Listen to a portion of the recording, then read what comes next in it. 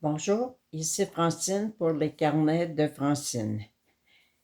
Cette semaine, je suis allée à une conférence de José Boudreau et son conjoint, et puis Louis-Philippe Ribard. Et le livre, j'ai acheté son livre Sois ta meilleure amie, même quand la vie te surprend. Josée, c'est une personne qui travaillait à la radio, à la télévision. Elle a fait un AVC et elle fait de l'aphasie, un peu comme j'ai fait. Alors, j'ai vraiment, acheté son livre parce que je me disais, ça va me parler. Et ça m'a fait réfléchir que des fois, on pense que oh, j'ai assez suivi cours, j'ai assez de connaissances, mais j'ai pas besoin d'aller écouter l'autre personne. Si jamais vous avez la chance d'aller voir sa, sa conférence, elle et son mari, là, c'était la plus belle soirée que j'ai vue, que j'ai vécue depuis bien longtemps. On a tellement ri. Elle est vraiment comique. Et puis, son mari aussi, c'est vraiment, tu sais, je vous donne un exemple. À un moment donné, il dit, on a décidé de faire attention, puis de ne pas prendre de boissons alcoolisées, on prenait de boissons sans alcool, puis on faisait toutes sortes de choses. Puis elle a dit, ben ça vaut pas de la merde. Alors, on riait tellement, là. J'ai pris le temps de leur exprimer ma gratitude parce que ça faisait longtemps que je n'avais pas ri comme ça. Et ça me... Puis en plus de l'entendre expliquer sa maladie, mais ça m'a permis de réaliser qu'il y a certaines choses que je filais comme elle, puis que des fois ça me rend impatiente ou comme elle dit, sec. Alors, je, apprendre à être sa meilleure amie, ça, c'est quelque chose de très, très, très important. C'est combien de fois, moi, là, on me disait, pardonne. Puis je disais, moi, je pardonne à tout le monde. Moi, je me dis, bon, je suis pas dans ses souliers, puis je peux pas comprendre qu'est-ce qu'elle a dit, comment ça qu'elle est en colère. Et il fallait que je comprenne. Et puis, je suivais des cours, puis je suivais des cours, surtout que j'avais tellement de colère à l'intérieur de moi. Et puis, j'étais pas ma meilleure amie parce que moi, j'étais tout le temps en train de me critiquer, de me taper sur la tête parce que j'avais dit telle affaire, j'avais fait telle affaire. Oh, mon Dieu, j'ai donc pas été gentille, puis j'ai manqué d'amour. Alors que si une personne, une amie, me disait, oh, franchement, là, Francine, tu devrais changer telle affaire, puis moi, je disais rien. Je me disais, ça sert à rien de comprendre. Ça sert à rien de parler. Mais mon chakra de la gorge, là, il n'était pas trop utilisé.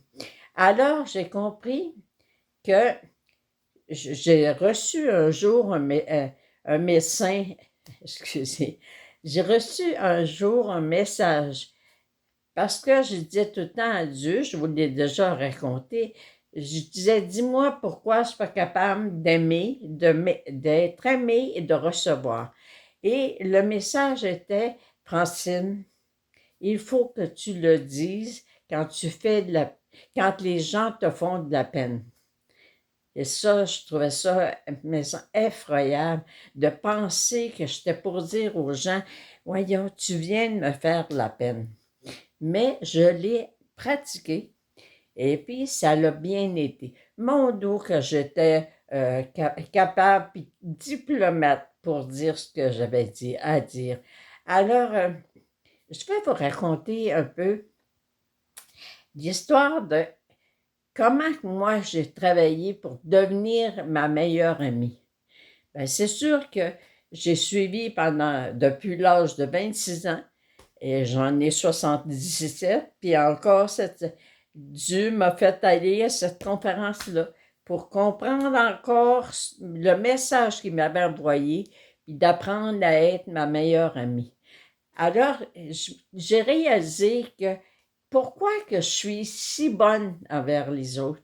Pourquoi que je ferme ma boîte, ma gueule, comme on dit au Canada. Et là, j'ai appris que être sa meilleure amie, c'est de se traiter pareil comme on traite nos amis. Combien de fois que c'est ma meilleure amie, mais si on demandait qu'est-ce qui fait qu'elle est ta meilleure amie, ben, je parle pas.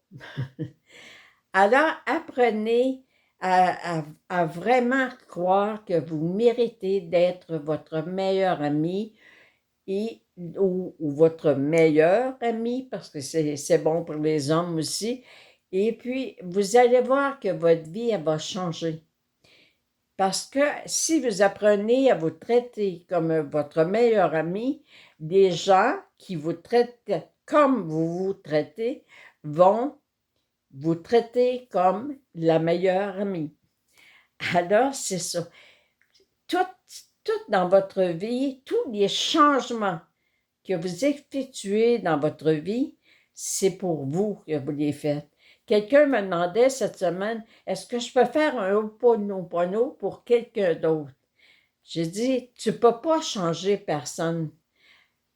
Ce que tu demandes dans ton Ho'oponopono, si, mettons, tu as une colère contre quelqu'un, tu dis, je suis désolée d'avoir de la colère contre cette personne.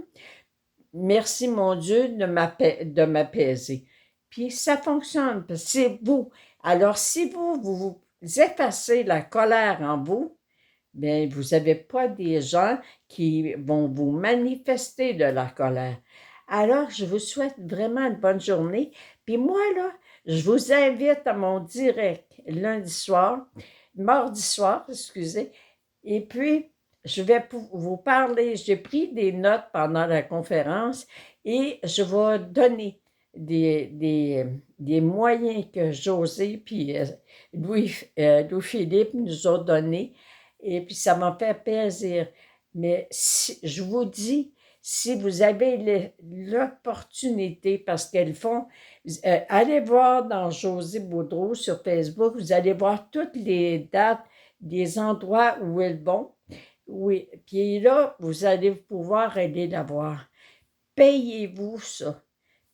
Croyez sincèrement que vous méritez d'avoir encore du plaisir puis d'apprendre des choses qui vont vous rendre pleine d'amour. Parce que votre enfant à l'intérieur de vous, plus vous allez apprendre à être votre meilleur ami, plus lui, en dedans, il va sauter, puis il va se dire, « Oh, enfin, elle a compris, elle apprend à s'aimer. » Alors, réjouissez votre enfant à l'intérieur de vous. Et vous allez être réjouis et vous allez connaître le bonheur dans votre vie. Merci, je vous aime. Merci de votre confiance et de votre amour.